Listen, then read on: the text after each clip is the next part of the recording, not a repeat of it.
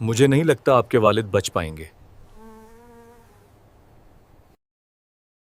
हमने हर तरह का इलाज आजमाया है, मगर इनकी हालत दिन ब दिन खराब हो रही है।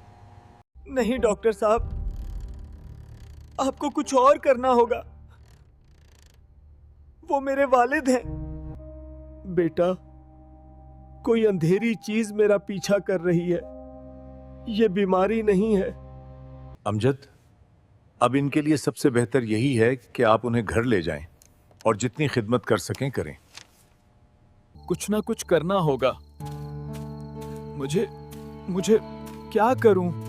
क्या करूं? बाबा, आप फिक्र ना करें, हम इस बीमारी का कोई ना कोई इलाज ढूंढ लेंगे। मुझे किसी ने बताया है कि एक पीर साहब हैं।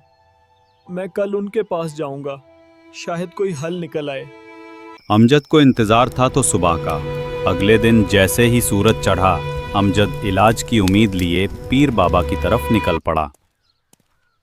अब मैं हर हाल में अपने वालिद को बचाऊंगा। अब कोई ताखीर बर्दाश्त नहीं। वक्त कम है। अमजद बाबा के डेरे पर पहुंचा। वहां गरीब लोग कतार में खड़े अपनी फरियादें सुना रहे थे और बाबा सबसे नजराना वसूल कर रहा था। एक गरीब औरत बीमार बच्चे को गोद में लिए बाबा के कदमों में गिर गई और कहा, बाबा जी, मेरे बच्चे को बचा लें, कोई दुआ करें। जब तक नजर नहीं दोगी, दुआ कैसे कबूल होगी? ये मंजर देखकर अमजद के दिल पर चोट लगी। उसने सोचा, क्या मैं भी अपने बाप की बीमारी के साथ इस धोखे में पड़ जाऊंगा? अमजद बगैर कुछ कहे मायूसी के साथ डेरे से निकल आया।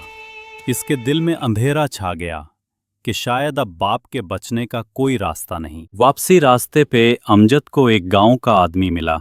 उसने कहा, बेटा फिक्र नहीं करो, मैं तुम्हें एक ऐसा इलाज बताऊंगा, तुम्हारे बाबा ठीक हो जाएंगे। जिंदगी और मौत अल्लाह के हाथ में है, ना कि झूठे बाबों के।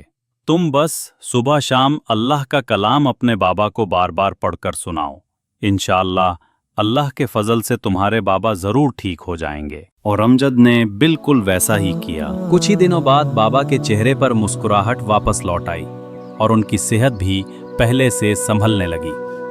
तो इस कहानी का हासिल ये है कि असल ताकत और शिफा सिर्फ अल्लाह के कलाम में है। इसलिए हमेशा अल्लाह और उसके कलाम पर पूरा भरोसा रखो।